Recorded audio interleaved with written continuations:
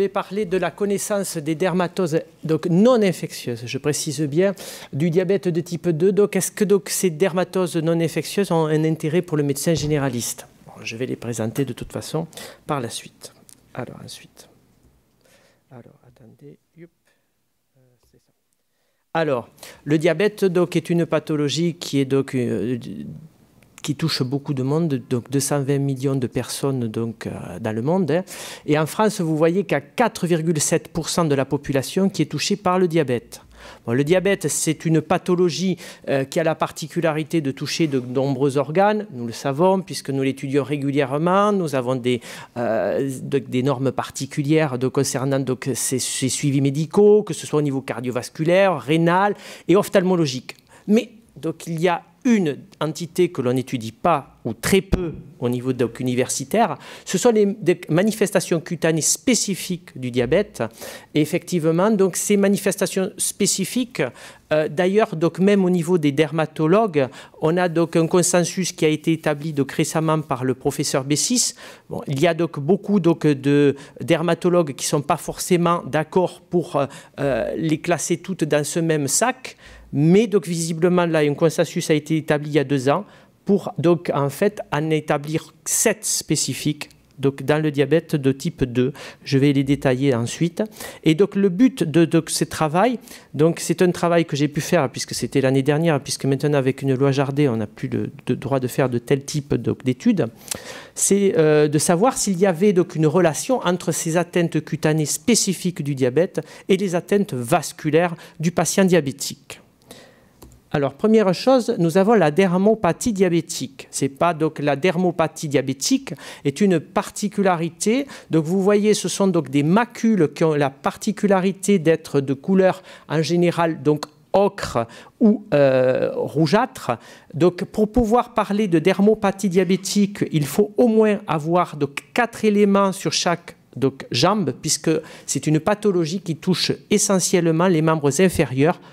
Là, ce n'est pas un exemple donc, très classique, puisque donc, la localisation préférentielle, ce sont les crêtes prétibiales. Deuxième, donc les papules de Huntley qui sont très fréquentes chez vos patients, si vous regardez bien. Bon, là, la photo n'est pas forcément de très bonne qualité. Ce sont donc, en fait, on appelle ça également des finger pebbles. Donc, ce sont des petites maculopapules que vous avez sur, donc, en fait, les parties donc, latérales des doigts. Donc, c'est une spécificité donc, que l'on rencontre plus fréquemment chez le diabétique de type 2 que chez le patient donc, normal. Hein.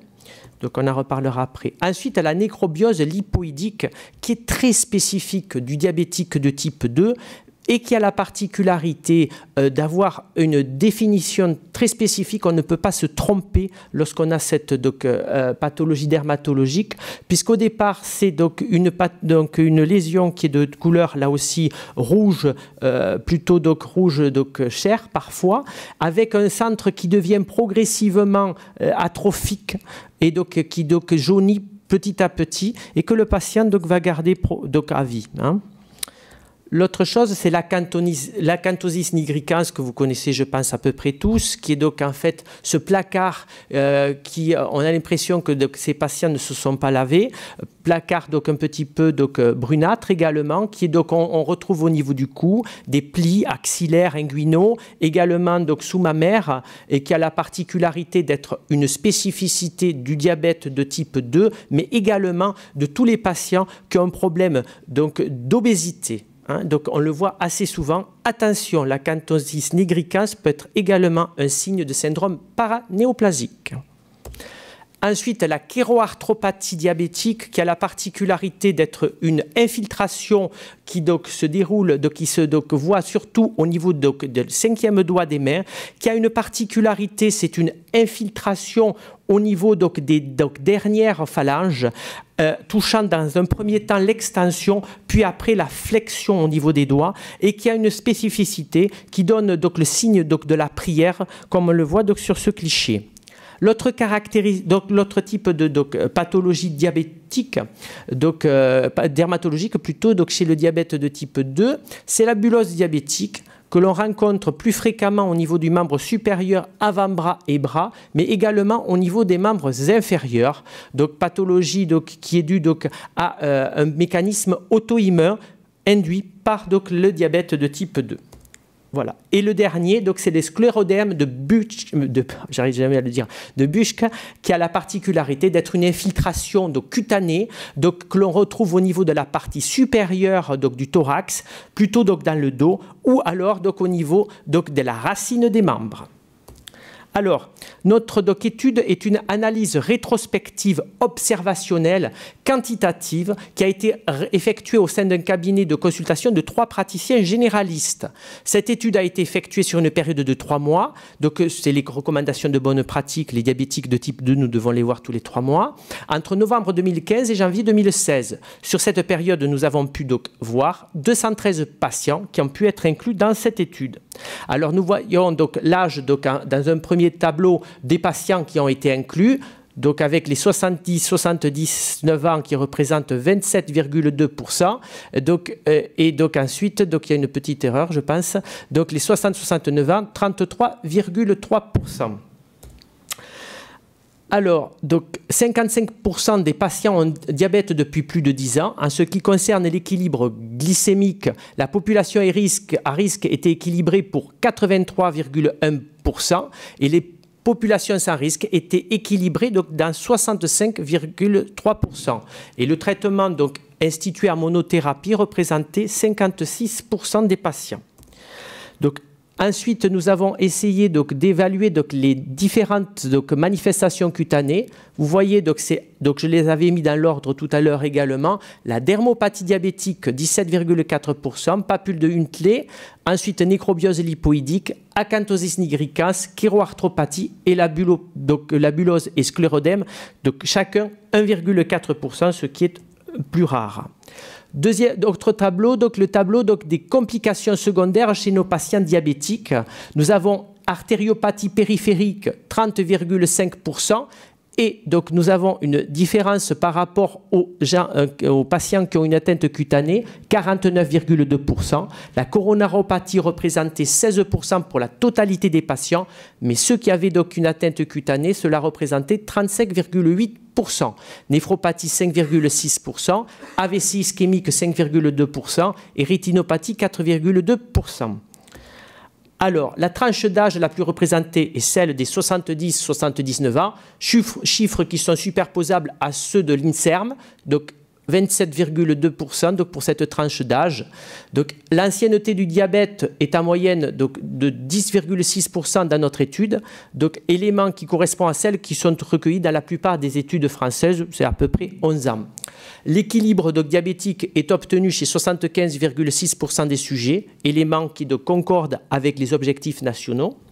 Et donc les traitements prescrits reposent tout à fait aux traitements recommandés par l'HAS, puisque on préconise d'abord la monothérapie par des biguanides, bien entendu. Alors, en ce qui concerne les manifestations cutanées, nous voyons une chose importante, c'est que la dermopathie diabétique représente 17,4% dans notre étude, ce qui correspond à peu près aux données de la littérature, où on a eu à peu près 10 à 25% de cas de dermopathie diabétique. La prévalence de la nécrobiose lipoïdique, acanthosis nigricans, sclérodème et bullose sont concordantes avec les données de la littérature. Par contre, par rapport à la littérature, les papules de Huntley, on a 8,5%, c'est beaucoup plus faible que dans la littérature, parce que dans la littérature, on retrouve à peu près, pour les gens diabétiques, 70%, et chez les gens non diabétiques, 25%. Mais en fait, et les chéroarthropathies, cela tient essentiellement du fait que l'on a une cohorte moins importante que celle effectuée dans les études qui ne sont en plus qu'hospitalières. Autrement dit, il y a un biais dans les études. Nous, on les a faites en cabinet de médecine générale. Eux, ils les ont fait sur des services de dermatologie où il y avait déjà une demande très spécifique. Donc, pour les manifestations vasculaires, en ce qui concerne les coronaropathies, donc avec les manifestations cutanées, donc on voit qu'il y a et sans manifestation cutanée une différence qui n'est pas significative. Par contre, ce qu'il y a d'intéressant, c'est pour les artériopathies, 50,8% avaient une atteinte cutanée contre 49,2% qui n'en avaient pas. La différence était significative avec un autre ratio à 8,66. Et ça, c'est un élément très important.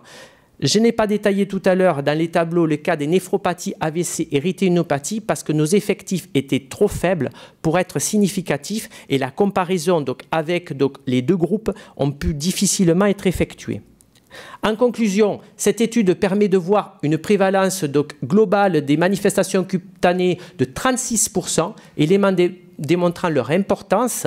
Même avec un échantillon de 213 patients, nous avons vu qu'il y avait une possible corrélation entre les pathologies dermatologiques et les artériopathies périphériques. Aussi, avec un simple coup d'œil du clinicien que vous êtes tous, vous pouvez rechercher les manifestations cutanées et éventuellement soit dépister une atteinte macroangiopathique, soit voir la concordance entre les deux. Il représente de ce fait un intérêt certain pour le médecin généraliste. Voilà, je vous remercie.